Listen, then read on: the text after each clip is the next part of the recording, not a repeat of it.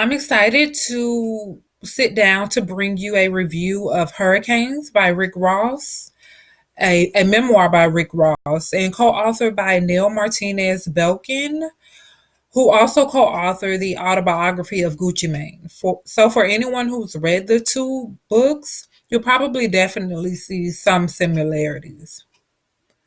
Now, some background about Hurricanes is that it's 290 pages, cover to cover, or about 290 pages.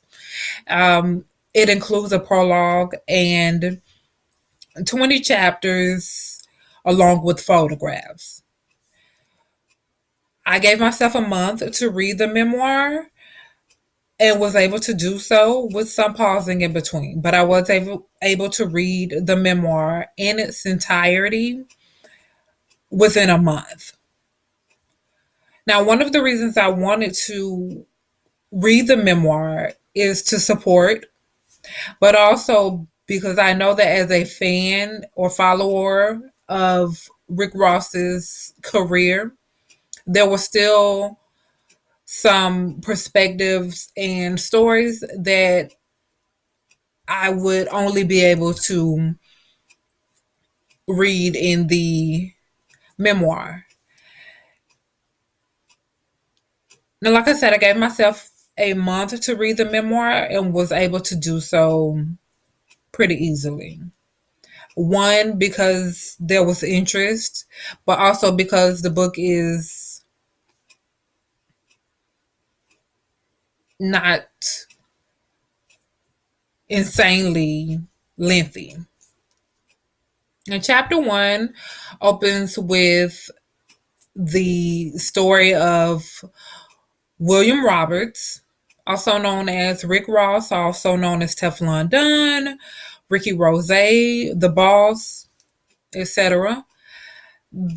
Rick Ross's roots and family roots are in Mississippi, which we find out in the opening chapters of his memoir.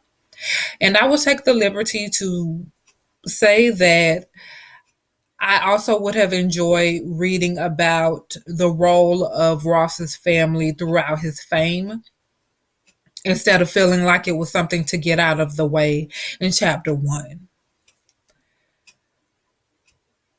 It moves on, it moves along to tell the story of the many different scenes we find in Miami where we know Ross to uh, be from, including the drug scene, the sports scene, the music scenes in Miami. Also, we learned that Rick Ross played sports throughout high school and went on to attend an HBCU very briefly. We also read that one of Ross's first hustles was car washing, but and drug running, but also there was a brief career as a correctional officer, which almost blemished Ross's music career at one point in time. Some names mentioned in Rick Ross's memoir was Wiz Khalifa, Foxy Brown, his fellow Miami rappers Trick Daddy, Trina, his music label artists Meek Mill, Wale, and close friends DJ Khaled and Jay Z.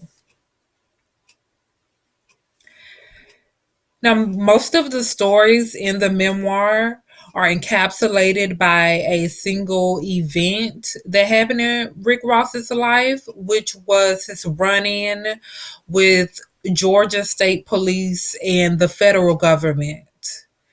The prologue introduces that event to us readers, and later in the book, we read about the resolve of that event through court proceedings. And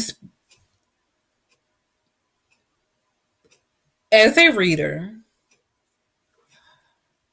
here is where I would have liked to hear more of Rick Ross's voice throughout the court proceedings rather than court jargon. I almost feel like the reader and writer connection that had been built up to that point in the memoir was tainted some. That may have been intentional or it may have been a mishap. However, I can say that I would have liked to read more of Ross's thoughts in his own words. I do appreciate the factual side of it being in court jargon as well.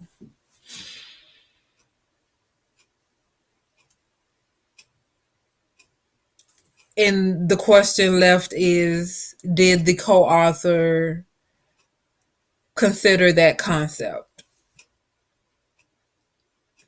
And finally, personally, as a reader, I can say that the writer and I left on a good note after reading the final chapter, final words of the memoir. What I mean by that is the book arose the question of, with it being a memoir, the book arose the question of what about the great and grand moments of Ross's that are still to come after the memoir. I was pleased to read that this was a question that Ross considered as well and even addresses. And what the final say was from Ross was, quote, I had to make peace with telling my story as it stands, and I did make peace with that. And as a reader, what more can I say after my concern was addressed and acknowledged as one of the writer's own?